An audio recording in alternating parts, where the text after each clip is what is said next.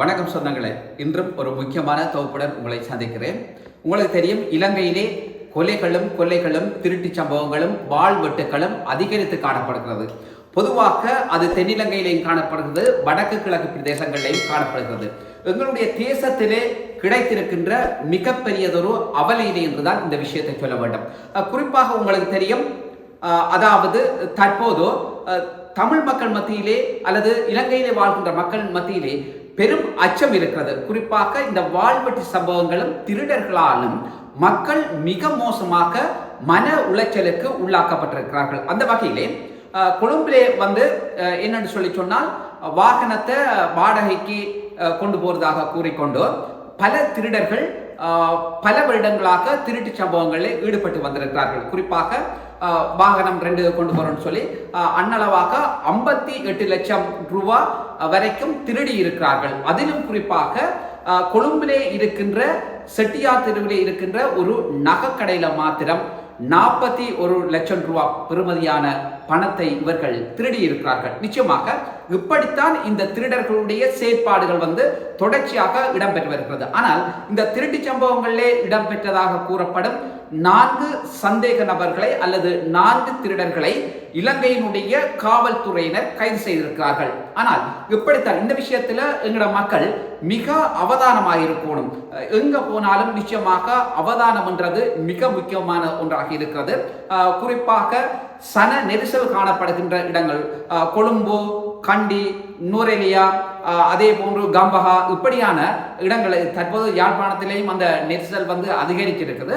ஆனால் சன நெரிசல் கூடின இடங்கள் மிக அவதானமாக தங்களை தாங்களே பாதுகாக்கக்கூடிய ஒரு சூழல் தற்போது ஏற்பட்டிருக்கிறது. ஏன்னு சொன்னால், எங்களுடைய உயிர்கள் தொடக்கம் உடைமைகள் வரைக்கும் எங்களுக்கு நாங்கள் தான் பாதுகாப்பு என்கின்ற ஒரு நிலைமை வந்திருக்கிறது. நிச்சயமாக இந்த விஷயத்திலே இலங்கையினுடைய காவல்துறையுடைய சட்டங்கள் சரியாக இருக்குமாக இருந்தால், காவல்துறையுடைய செயற்பாடுகள் சரியாக இருக்குமாக இருந்தால் நிச்சயமாக இது போன்ற சம்பவங்கள் இடம்பெறுவதற்கான சூழல் நிச்சயமாக குறைவாக இருக்கும்.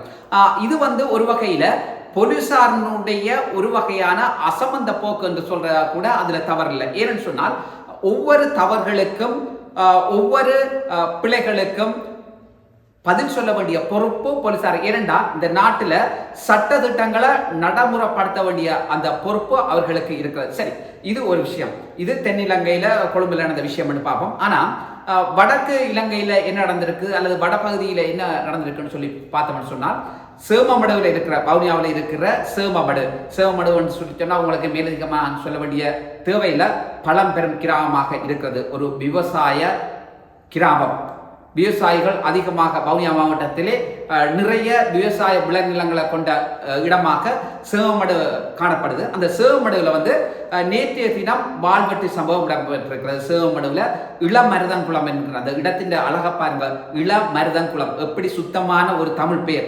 ஆனா அந்த இடத்துல தான் இந்த வாழ்வெட்டு சம்பவம் நடந்திருக்குது. அதுல 40 தொடக்கம் 45 வயது மதிக்கத்தக்க ஒருத்தர் அந்த சம்பவத்துல உயிர் திறந்திருக்கிறார் அல்லது மறைந்திருக்கிறார். சரி, இந்த சம்பவத்தில் தொடர்பட்டதாக கூறப்படுகின்ற சந்தேக நபர்களை போலீசார் கைது செய்திருந்தாலும் கூட இப்படியான சம்பவங்கள் நிச்சயமாக நடந்திருக்கிறது எங்களுடைய இனத்துக்கு மிக பெரும் ஒரு அவலத்தை, ஒரு மரியாதை இல்லாத ஒரு தன்மையை கொடுத்திருக்கிறது.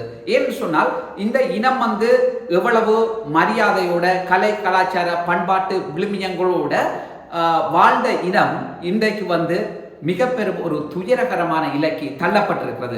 இன்றைக்கு தமிழர் அத்தனையும் இழந்தவனாக துறந்தவனாக மாற்றப்பட்டிருக்கிறார். இதுக்கு நிச்சயமாக நாங்கள் தான் பொறுப்பு கூற வேண்டியவர்களாக இருக்கிறோம். ஒவ்வொரு தமிழர்களும் இதுக்கு பொறுப்பு சொல்ல வேண்டியவர்களாக இருக்கிறார்கள். என்றால் நாங்கள் விட்ட தவறின் காரணமாகத்தான் இன்றைக்கு இந்த நிலை அரங்கேற்றப்பட்டிருக்கிறது. இதுல இந்த கொலை சம்பவங்கள் அல்லது வாழ்வெட்டு சம்பவங்கள் அல்லது கடத்தல் சம்பவங்கள் அல்லது திருட்டு சம்பவங்கள் இதோடு சேர்த்தான் இன்னும் ஒரு திருட்டு சம்பவமும் இன்றைக்கு பேமஸா அடிபட்டு கொண்டிருக்கிறது.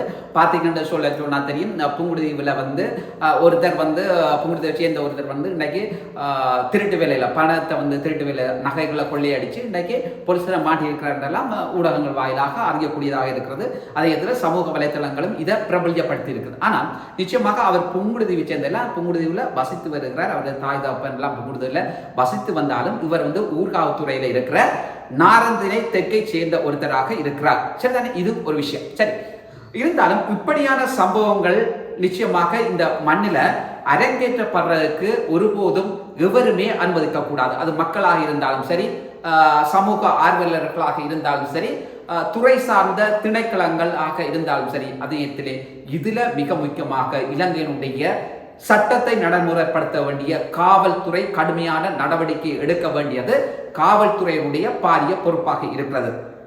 ஆனால் இப்படியான சம்பவங்கள் தொடர்ச்சியாக இடம்பெறுமாக இருந்தால் எங்களுடைய இனத்தினுடைய நில என்னவாக இருக்க போகிறது என்ற ஒரு கேள்விக்குறி வந்திருக்கு. என்றால் எங்களுடைய இனத்தின் இருப்பு என்பது இன்றைக்கு ஒரு கேள்விக்குறியா இல்லையில இருக்கு. அதிலையும் இன்றைக்கு எத்தனையோ சம்பவங்கள், இன்றைக்கு பாலியல் துஷ்பிரயோகங்கள், கலாச்சார சீர்கேடுகள், களவுகள், கொள்ளைகள், வாழ்வெட்டுகள், இப்படி எத்தனையோ விஷயங்கள் மலிந்து போய் கிடக்கிறது. ஆகவே இதுக்கெல்லாம் பதில் சொல்ல வேண்டியவர்கள் யார் என்ற கேள்வி எழுந்திருக்கிறது. ஆனால் இது எல்லாத்துக்கும் பதில் சொல்ல வேண்டியவர்களாக நாங்களும் நீங்களும் எல்லோரும் இருக்கிறோம். தமிழராகிய ஒவ்வொருத்தரும் இருக்கிறோம். ஆகவே இதுல பொறுப்புடன் செயற்பட வேண்டியது அந்த கிராம மட்டத்திலான அமைப்புகள், மாவட்ட ரீதியான அமைப்புகள் எல்லோருமே இதுல சரியான ஒரு அதாவது விழிப்புணர்வை கொடுத்து மக்களை ஆட்சிகப்படுத்தி, ஆனால் இப்படியான அநாகரிகமான செயற்பாடுகளில் ஈடுபடுற விஷயத்தை தவிர்க்க வேண்டியது எல்லோருடைய பொறுப்பாக இருக்கிறது. அதுல குறிப்பாக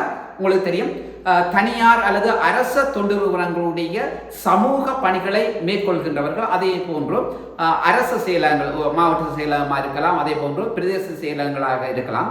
ஆனால் இது போன்ற செயற்பாடுகளை தடுத்து நிறுத்துவதற்காக அதாவது ஒரு ஊழியர்கள் கூட நியமிக்கப்பட்டிருக்கிறார். சமூக சேவை சார்ந்த ஊழியர்கள் நியமிக்கப்பட்டிருக்கிறார். ஆனால் அவர்களுக்கும் இந்த மக்களை திருத்துறது அல்லது மக்களை விழிப்படைய செய்கிற அந்த பாரிய பொறுப்பு இருக்கிறது. ஆகவே இப்படியான களவுகள், கொலைகள், இப்படியான விஷயத்திலிருந்து எங்களுடைய நாட்டையும் மக்களையும் பாதுகாக்க வேண்டிய பொறுப்பு இந்த இலங்கை தேசத்தில் வாழ்கிற எல்லோருக்கும் இருக்கிறது. நல்ல சொந்தங்களே, இன்னும் ஒரு தோப்பினூடாக உங்கள் அனைவரையும் சந்திக்கின்றேன். நன்றி, வணக்கம்.